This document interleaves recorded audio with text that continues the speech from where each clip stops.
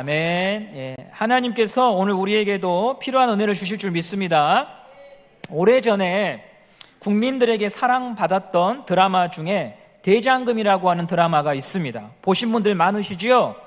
그 배경은 조선왕조실록에 기록된 위장금이라고 하는 실존 인물을 바탕으로 이 드라마가 만들어졌습니다. 보통 사극이 임금과 고위 관료들을 중심으로 이야기가 진행되는데 반해서 이 드라마는 누구도 눈여겨보지 않은 사람들을 소재로 삼았기 때문에 좀 색달랐습니다. 궁중의 음식을 만드는 수락관 궁녀들과 의녀들이 대상이지요. 유교의 나라 조선에서 여자는 낮은 신분에 속했습니다. 그러나 거기 등장하는 이 여인들은 자기에게 주어진 일에 있어서만큼 철저한 전문성과 책임감을 갖고 일을 했습니다. 조선 왕조가 500년간 지탱될 수 있었던 것은 왕과 신하들의 역량으로만 된 일이 아닙니다.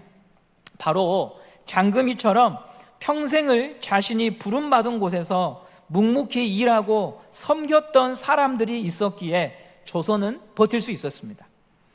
이순신 장군의 해전을 기록한 명량이라고 하는 영화를 많은 분들이 보셨습니다. 이순신은 명량에서 13척의 배로 330척의 대함대와 싸웠습니다. 조선 수군이 사용한 배는 판옥선이라고 불리우는 배를 사용했는데요, 사진을 한번 보시면 이해하시는 데 도움이 될 것 같습니다. 이 판옥선은 이중갑판 구조로 되어 있는데, 갑판 위에서는 병사들이 포와 활로서 전투를 벌인다면 이 갑판 아래에서는 노를 젓는 격군이 수고를 합니다. 좀 전에 보았던 그 사진의 분홍색 부분이 바로 갑판 아래에서 격군들이 뼈가 부서지도록 노를 저었지요. 그들이 좁고 습하고 캄캄한 곳에서 개미처럼 땀 흘리며 노를 저었기 때문에 이순신 장군은 마음껏 바다 위에서 지휘를 할 수 있었습니다. 하버드 경영대학원의 조세 바다라코 교수는 조용히 다스리기라고 하는 책에서 이렇게 말을 했습니다. 조직을 움직이는 진정한 힘은 눈에 보이는 신화적 리더들이 아니라 주어진 자리에서 조용하고 성실하게 일하는 수많은 사람들의 노력과 아이디어 때문이다라고 말했습니다. 화려한 영웅처럼 주목받는 자리에 서 있지 않더라도 무대 뒤에서 자신의 자리를 지키는 다수의 사람들로 인해 조직은 운영되고 유지된다는 의미지요. 조선이라고 하는 나라도, 배 한 척도, 그리고 교회도 마찬가지입니다. 무명의 한 사람 한 사람의 수고와 헌신이 모여서 이만큼 유지가 되는 것입니다. 오늘 우리가 살필 성벽 재건 공사에서도 이런 원리가 적용됩니다. 느헤미야는 예루살렘에 도착했습니다. 그는 3일간 두문분출, 밖으로 나오지 않은 채 방 안에서 조용히 할 일을 계획하고 점검했습니다. 그리고 4일째가 되었을 때 느헤미야는 직접 현장으로 찾아갑니다. 13절부터 15절까지 말씀을 함께 보도록 하겠습니다. 그 밤에 골짜기 문으로 나가서 용정으로 분문에 이르는 동안에 보니 예루살렘 성벽이 다 무너졌고 성문은 불탔더라. 앞으로 나아가 샘문과 왕의 못에 이르러서는 탄 짐승이 지나갈 곳이 없는지라. 그 밤에 시내를 따라 올라가서 성벽을 살펴본 후에 돌아서 골짜기 문으로 들어와 돌아왔으나, 느헤미야는 한밤중에 홀로 성을 하나하나 직접 살핍니다. 조선 왕들이 백성들의 삶을 직접 살피기 위해 신분을 숨기고 평범한 옷차림을 하며 나가던 모습들이 있습니다. 이를 자맹이라고 하는데요, 조선 왕 가운데 자맹을 통치의 한 방편으로 삼고 백성을 돌봤던 왕들이 세종과 영조와 정조입니다.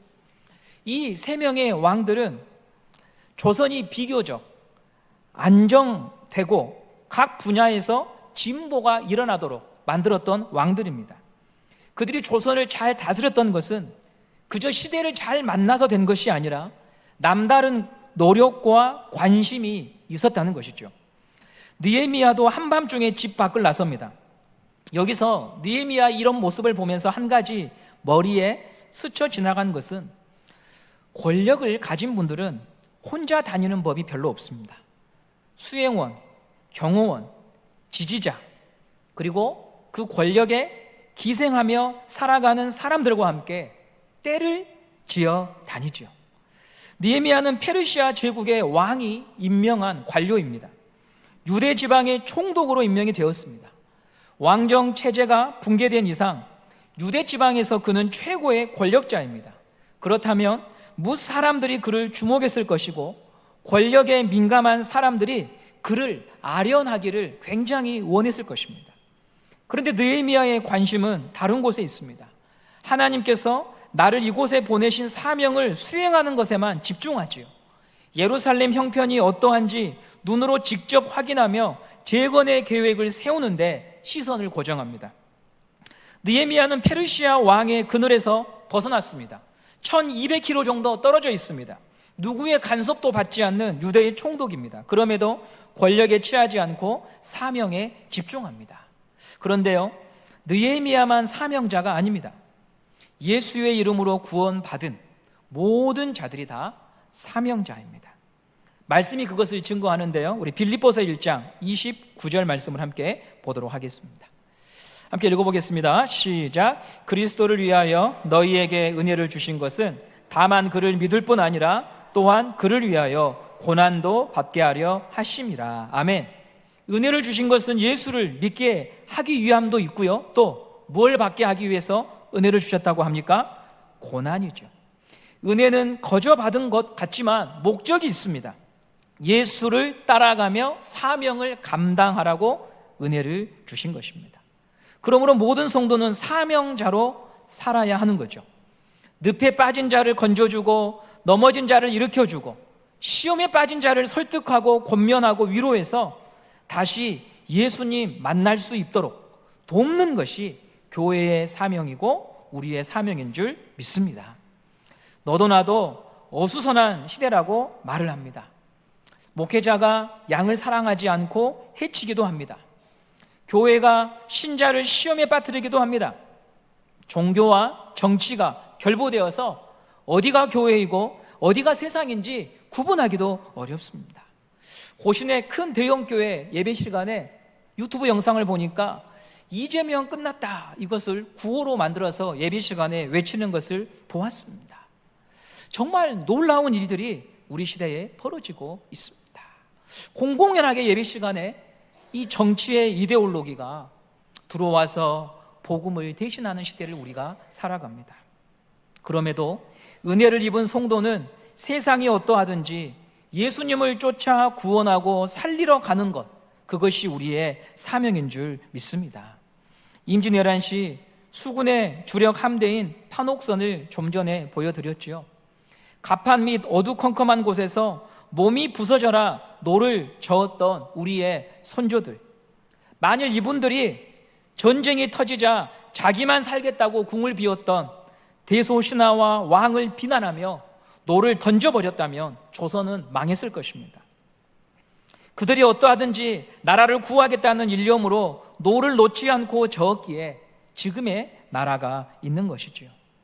사람은 신실하지 못하나 하나님은 신실하시고 지금도 은혜를 베푸시니 그분을 바라보며 노를 젓는 것이 성도의 사명입니다.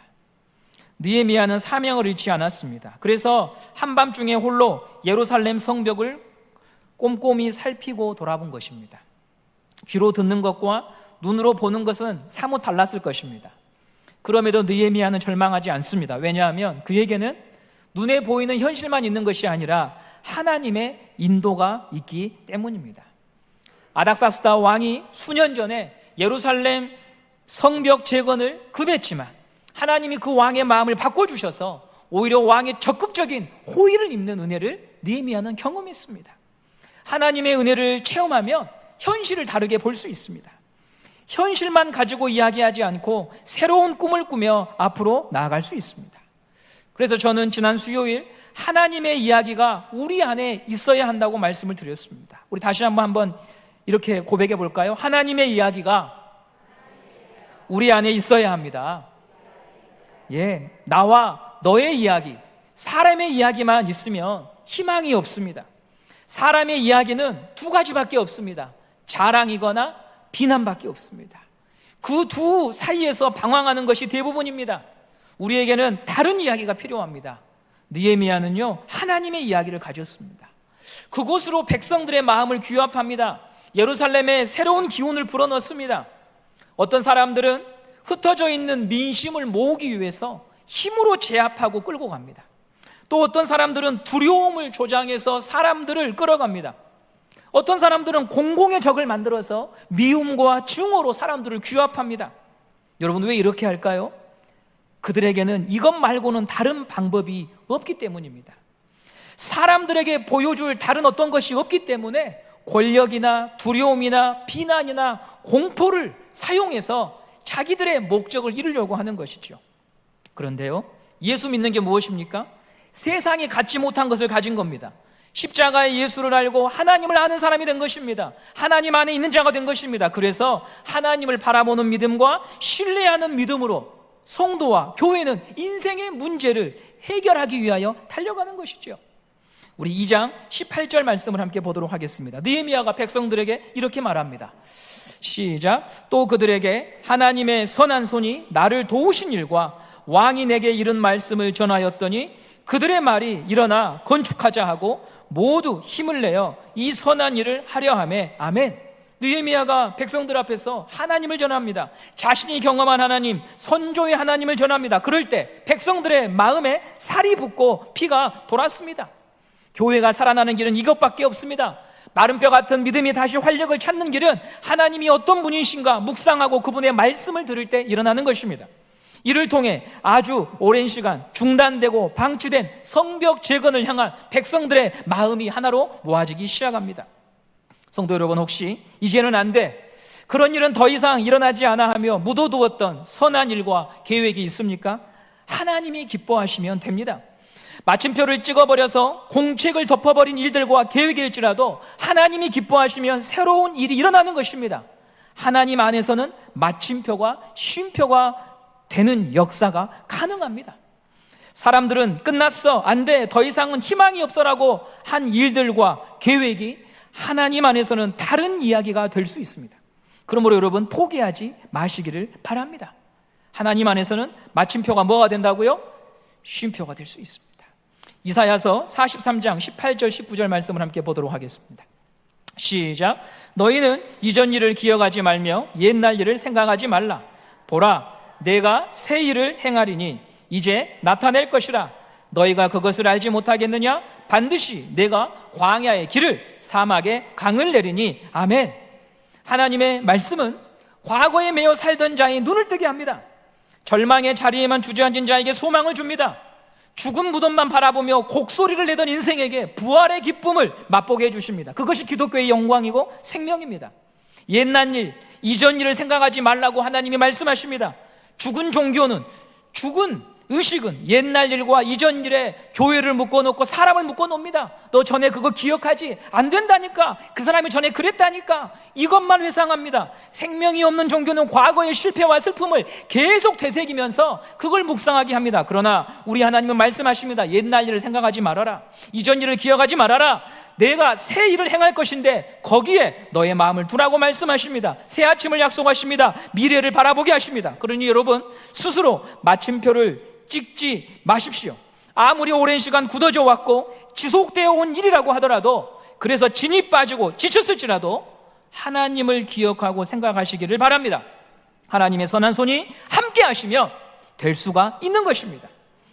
이제 느헤미야가 성벽을 어떻게 재건한지 보도록 하겠습니다. 우리 3장 1절 말씀 함께 보도록 하겠습니다. 시작. 그때에 대제사장 엘리야십이 그의 형제 제사장들과 함께 일어나 양문을 건축하고 성별하고 문짝을 달고 또 성벽을 건축하여 한메아 망대에서부터 하나넬 망대까지 성별하였고, 이제 성벽 재건 공사가 시작이 되는데요, 잠시 예루살렘이 어떻게 모습을 갖추고 있는지 사진을 통해서 한번 보도록 하겠습니다.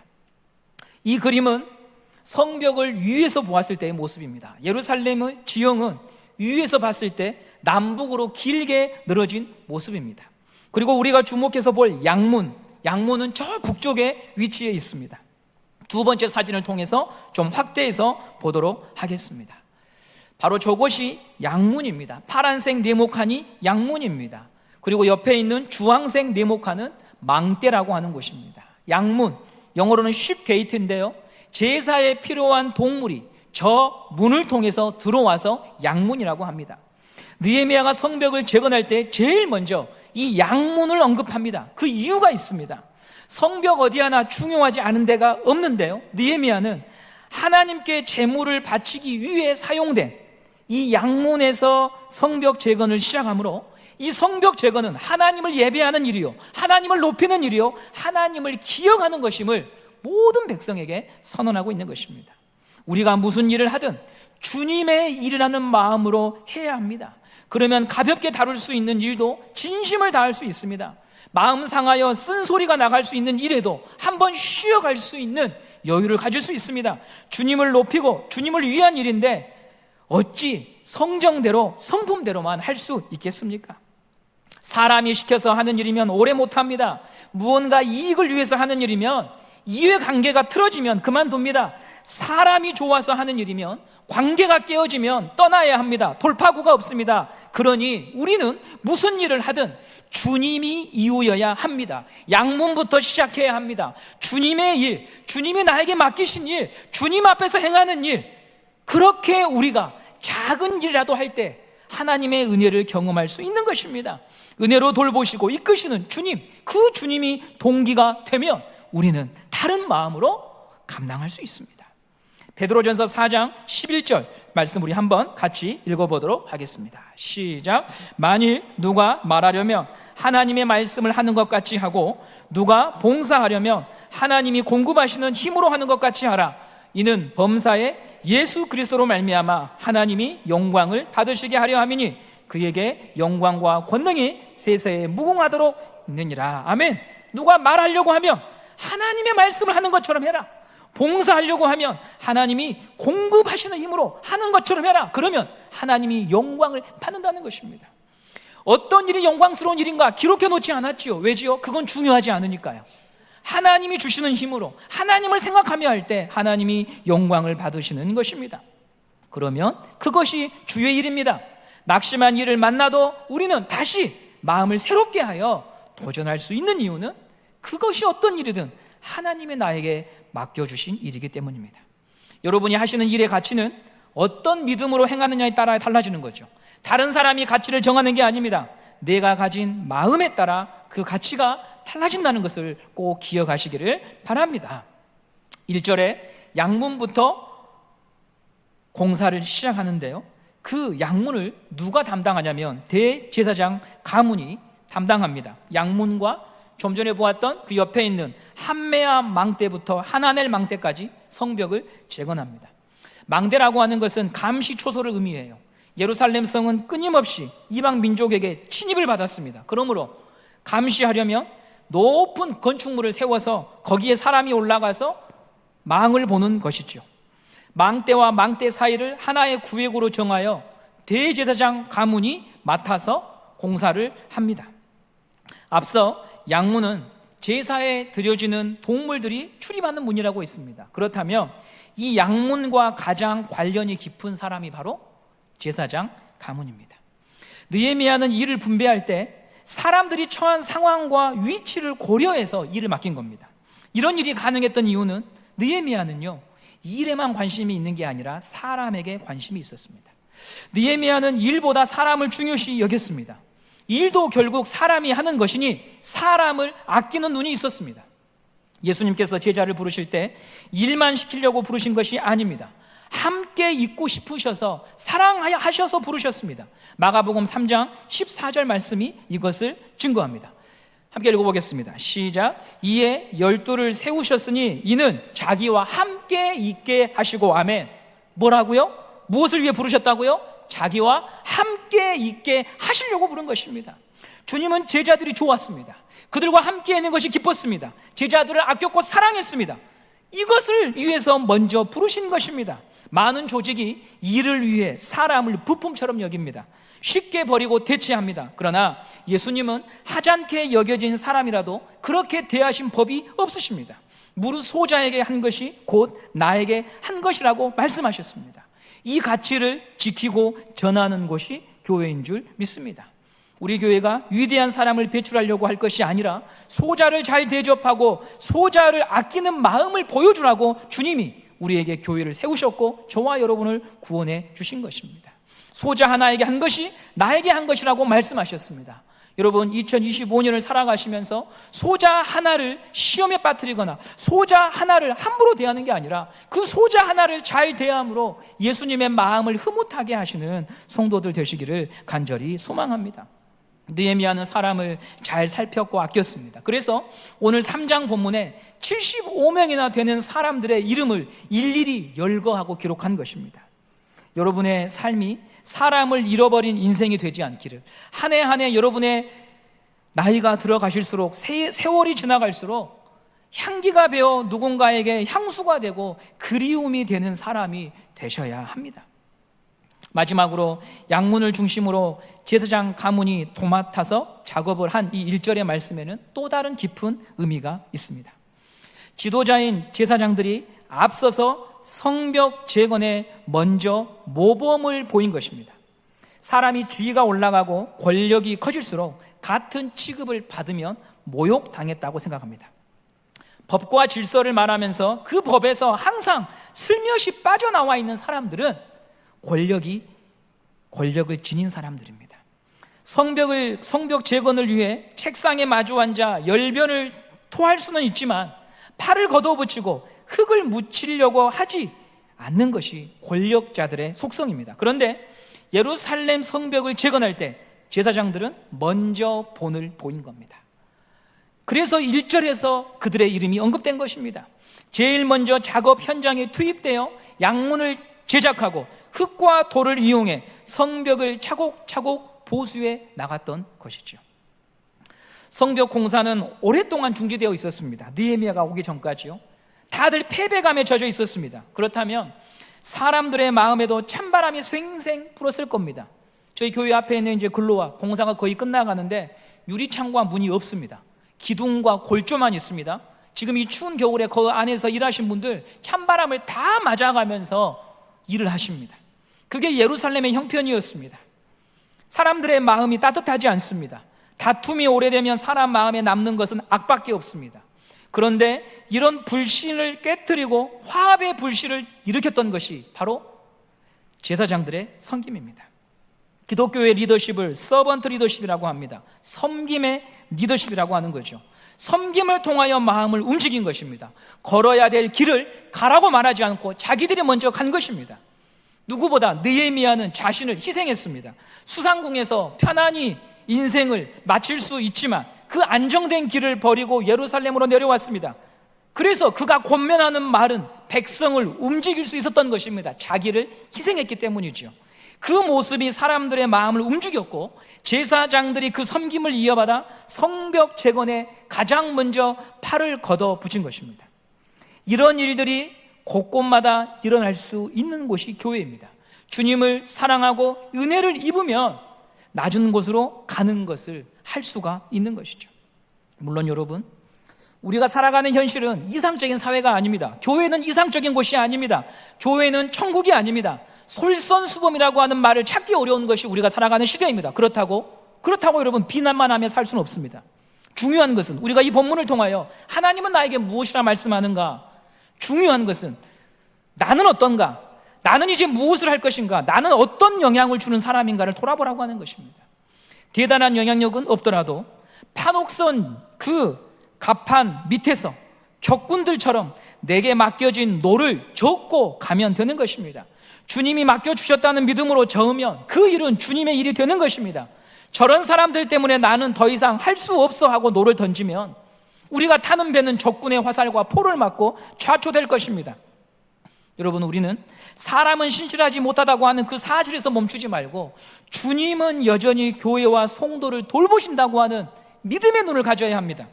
주님을 바라보고 맡겨주신 일과 삶을 성실히 살아가야 할 책임이 저와 여러분에게 있습니다. 비난으로 우리의 삶을 채우기에는 예수의 피로 구원받은 우리의 인생이 너무나 귀합니다. 세상이 악하고 어두워도 내 옆을 자세히 보시면 느헤미야처럼 판옥선 갑판 아래 격군처럼 성실하게 주의 일을 감당하는 사람들이 분명히 있습니다. 그런 분들이 있음에 감사하고 그런 분들을 위로하고 함께 협력해서 노를 저으며 새로운 날을 보게 될 것입니다. 오늘 하루 노 젓느라 수고 많으셨습니다. 우리가 버티고 인내한 이 하루가, 이 삶이 결코 헛되지 않은 줄 믿습니다. 하찮아 보이는 일일지라도 주님의 일임을 믿고 우리가 계속해서 노를 젓는다며 이 배의 선장 되신 주님께서 우리를 안전한 항구로 인도해 주실 줄 믿습니다. 그러니 여러분, 25년도에는 24년보다 반드시 더 좋은 날이 될 것을 믿고 여러분의 노를 저으시기를 바랍니다. 마침표가 아니라 쉼표인 줄 믿습니다. 하나님이 여전히 교회와 여러분의 삶과 여러분의 가정과 여러분의 인생을 인도하시는 줄 믿습니다. 오늘도 한 친구가 행정실에 찾아와서, 목사님, 저희 언니가 예수 믿겠대요. 저희 언니가 이번에 시험에 합격했는데 제가 기도해서 이런 은혜를 주신 거라고 그렇게 언니가 고백을 하더라고요. 그래서 잃어버린 신앙의 그 기간이 20년 이상 됐는데 나도 교회 다녀보고 싶다고, 예수 믿겠다고 하는 일들이 지금도 일어나고 있습니다. 하나님은 살아계시는 줄 믿습니다. 마침표가 아니라 쉼표인 줄 믿습니다. 우리가 이 은혜의 마음을 가지고 오늘도 우리가 함께 노를 젓는 우리 동역자들을 소중하게 생각하고 그들과 더불어서 주님을 따라가는 25년이 되기를 바랍니다.